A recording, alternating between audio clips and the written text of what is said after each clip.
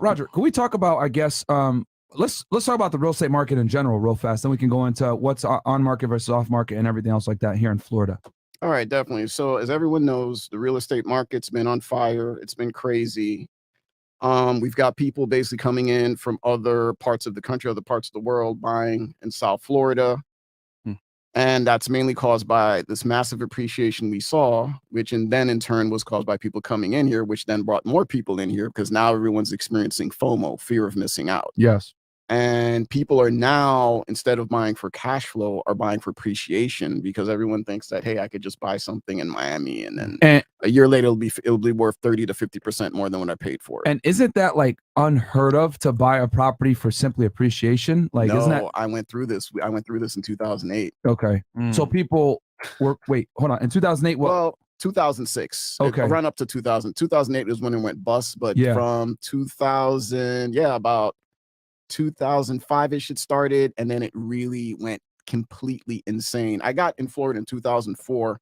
Properties that were 200 something thousand in 2004 by 2006, 2007 were 600 something thousand. Damn, son. Really? And I think they probably got up to about 7 right before the crash. Really? Okay. And there definitely were people that would buy it at 300,000, sit on it for 5-6 months, and then turn around and sell it for $450. Okay. So you have not seen people buy for appreciation since before the crash?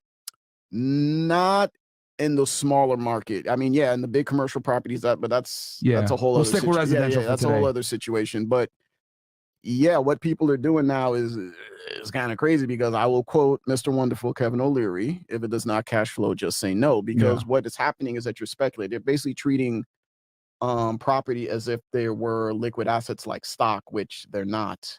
I mean, granted, it's a commodity that everyone needs, and an asset that everyone pretty much needs. Everyone needs shelter, right? So, but I'm not a fan of buying real estate simply because of appreciation, unless once again it's a very specific type of commercial deal. And for the people out there, because we got a lot of people that are like really new to investing, they might not understand these terms. Can you tell people what appreciation is? Okay, appreciation is when the sale price of an asset goes up. Okay. So essentially, if you over a period of time, essentially, if you purchased a property at say $100,000, and a year from now it sells for $150,000, the appreciation was $50,000. Right. Gotcha. Okay. So that's interesting. I did not know that because everyone talks about the housing market crash back in 2008 in the recession, but no one really talks about like what led up to it. And I did not realize that from like 2004, because you were a real estate agent back then. I was in high school. No, I wasn't a real estate. I was paying attention to real estate. I had moved down here looking to buy properties. Okay. I mean, let me just give you a story. So my cousin, who's also a real estate broker, shout out to Dominic Codio, independent commercial broker in New York City. Yeah. Does a lot of big commercial transactions. At the time, we're looking to buy a property, and he came down here to visit, and I said, hey, there's this new community opening up. Let me take you by. It doesn't open up for like a week. So I took him out. This is down here in Florida? This is down here in Florida. What part, this was in Pembroke Pines, actually. Okay, guys, for those of you that are wondering, Pembroke Pines is about, 30, 40 miles north of Miami? Not quite that far, about 20, 24 okay, miles. It's right around Fort Lauderdale area. It's in Broward County, guys. So I drove my cousin out. Mind you, this community hadn't even opened up yet. So I drive out, and then there's like a fair or something going on. I see all these people, see these big tents. I see little kids running. And this is like 7 o'clock in the evening. And I'm, what the hell's going on here? Yeah. So I go out and we stop, we get out, we talk to people, and it was like, oh yeah, we're waiting online. And I'm like, waiting online for what? They're like, for the community to open up. And I'm like, it doesn't open up for 4 days. They're like, yeah, we know. What? The demand was that so that high. crazy? That people were literally in waiting. tents, sleeping outside, sleeping in their cars, lining up to buy new construction homes, because the way they saw it is like, well, I could buy this for $220 and then I'm going to turn around and sell it for $300 in 6 months. Yeah. And that's how crazy the market was. So although the market's crazy now, it was nothing like what it was back in like 2006, 2000. It was just insanity. And let's also not forget that they were giving loans out like it was fucking candy back then. Yeah, you just needed to, well, they called them ninja loans. No income, no job, no assets. Ninja. Yeah, that's what they call it. No income check. Check this out. Shout out all my ninjas in there. You could say, I Like the video, Ninja Watchers. I make 300K. Yeah. They're not going to check. Assets. We don't care. All they were looking at was your credit. If you had like a 700 credit score or below, forget it. In fact, my cousin actually called me up because he actually had one lady who made, check this out, 35K a year, 800 credit score. Okay. $1 million loan approved. What? Damn. What the what? What the fuck? It's I guess it's easy to say that she defaulted when the fucking market crashed. She didn't really, I don't think, I mean, I don't remember, but I don't think she actually, or she didn't purchase anything near that, but that's just to show but that's what she got approved. Yeah, that's what she got approved for. That's wild, that's bro. just because it's just like, how is someone that only makes 35K? I mean, she couldn't even afford half of that. Like, like it doesn't even make sense. Wow. Okay. So, so I guess, and I'll say this before we keep going into the property. So now we've kind of built up the atmosphere. So the market right now is extremely hot where people are at a point where they're buying a home for fucking appreciation, which is crazy to me. I think that's very dangerous to do that. Do you foresee that we're going to have another crash like we did before? Is history repeating itself here? Because this is literally what happened 2004. No, and I'll tell you why. Because back then, like you pointed out, we just had the banks and the lenders just giving out loans without doing their due diligence, and there are a whole bunch of reasons we won't get into why that was. Stupid. But right now, the demand is being caused by the fact that the economy is still pretty good. Okay. A bunch of people still have pretty good income. Yeah. With people with pretty good credit, and essentially, well, with the pandemic, we have people that have moved around, people that have left high income or high cost of living areas. And I know people are probably like, "Oh, yo, but the fucking gas is $5, bro. What are you talking about?" It's like, bro, we're still better off than a lot of countries right now when it comes to like economics. Like, I don't know. Okay, I don't want to go down. Fuck it. All right, I'll just say it real fast. Right now in Europe, I don't know if y'all know this, electricity, gas, etc., spiking up in cost. Okay, and the reason why, guys, is because of the war in Ukraine. Russia has had issues with a lot of Western European countries right now, and their fucking bills are going through the stratosphere right now, guys. That's what's kind of going on. So the United States, even though we're experiencing, heavy inflation at the moment, we're still better off than a lot of other first world countries.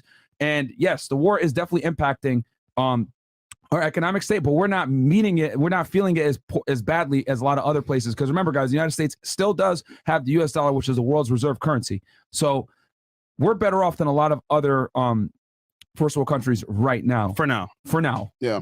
So sorry about that. Go ahead. No, that's fine. So like I was saying, so the demand, is it artificial demand? Is it justifiable demand? The answer is yes. And like I was saying before, the economy is still strong. You have a lot of people that have the income and the credit and the cash to purchase homes. So that's the demand. And like I said, if we look at the pandemic, and we got a home shortage. No, well, I was going to get to that. But so with the pandemic, you had basically people that moved to other parts of the country that were better cost of living than where they came from. And a lot of them decided to stay. I mean, Miami was one of those main areas so they stayed. That also attracted their family, their friends. So you have demand coming that way. Then you have a lot of people that now can, do remote work. So you take that guy that's paying in New York $3,700 for a 500 square foot apartment, and then he comes down to Miami, and then he has something like this. Yeah, for that price. I mean, it's a no-brainer, right? Yeah. So with that being said, the demand is definitely strong. Now with the inventory, and this is where it gets very problematic. Inventory was low before the pandemic, right? And that's because construction costs were rising. Yes. The pandemic just made it even worse because with shutting down the country, they basically broke the supply chains. And these are very complex systems. And the best estimates I've seen is that we may get back 3 to 5 years down the line, and some are predicting that our supply chains will never recover to full strength. So what does that mean? That means that developers are having issues getting materials to build, and those materials are costing more. Another thing, since you brought up the war in Ukraine, Russia provides 17% of a certain type of nickel that's used to build steel. Oh, wow. Oh, I did not know that. Russia cannot export that nickel right now because of what is going on. Yep, sanctions. That is driving up the cost of the builders. Oh. Another thing too, I know a lot of people are like, well, Roger, they just raise interest rates and that should cause, less buyers to be in the market. That is correct. However, if for every home you have 26 buyers, you raise the interest rates and that 26 goes down to 14, that's still a lot of, that's still high. Yeah. And even worse, when you raise the interest rates, guess whose cost just went up? The builders. Oh, yes. Yeah. So even before all this happened, everyone in the real estate market, we were noticing that the builders were mainly targeting higher end developments, building higher end houses. Commercial to get the most bang for their buck. But yeah, right? not even that. Even the single family homes, you know, they were building like 500, 600, 700K homes because of the numbers. They had to kind of do that for the numbers to make sense. So because of all the reasons I just mentioned, Yeah, inventory is going to stay low. I agree. For another, I mean, I just did my brokerage just put on a meeting where that a third party company came in that did the research. They're predicting at least another 2 years of strong demand. Okay. Chris Kahn, shout out to him. I watch him a lot. Great YouTube channel on real estate. Yeah, he's cool. He predicts 5 to 7. But regardless, we still got. I mean, he's saying it's going to be even longer because his thing is he's saying the main metric he was using was 3-family, 2-bedroom households. He's saying it's going to take us about 5 to 7 years to get those back up, which is the main, like the starter home, as he would say. Oh, that's another thing too. I just realized this. So you know how they were saying the millennials, oh, these guys, they're not going to build families, they're not going to buy homes, they're too busy traveling and going all over the place taking pictures for Instagram. Yeah. Well, guess what, guys? They started buying homes. Oh yes, this pandemic has made a surge in home buyers. Yeah, but millennials, the ones that everyone thought weren't going to buy homes, interest rates were so low. Yeah, they actually started buying homes, so that's somewhat unexpected. That's also feeding the demand as well. Yeah, I mean, I bought a bunch, so I guess I'm in that category in that year. And the other thing too, and guys, we're going to talk about this a little bit more because George Gammon is going to be in town. We'll probably talk about inflation predictions on the market in a whole tomorrow. Okay, I know we gave you guys just a little bit of George sneak Gammon's peek right there. Tomorrow? Yeah, he will be. Yeah. Oh damn. Okay. Yeah, he's gonna be here tomorrow. So we'll definitely talk about are we doomed tomorrow? But as it pertains to real estate alone, I personally think, and all the numbers show, and I've seen a bunch of other real estate experts pretty much share the same sentiment. As inflation becomes more and more pronounced and the dollar loses value, the real estate market actually gets better and more enticing for you to join because real estate is a fantastic way to save your money from losing value from inflation, guys. Okay, because it's simultaneously appreciating while it's simultaneously also paying you money. So real estate investing is actually one of the best ways to hedge. Man, because think about it. For a safe bet, if you go in with the right numbers and you're cash flowing, you don't really lose. You don't. There you go. You don't, man. Yeah. And the best part is if you're going for numbers of cash flow only and it appreciates, you still win regardless. Yeah. So guys, for real estate investors, inflation is actually a good thing. Very good for you. It's when you're in liquid investments, guys, like crypto, fiat currency, fucking the stock market, whatever else like that.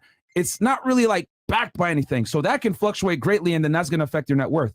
However, but when you got real hard concrete steel, that's why they call it real estate.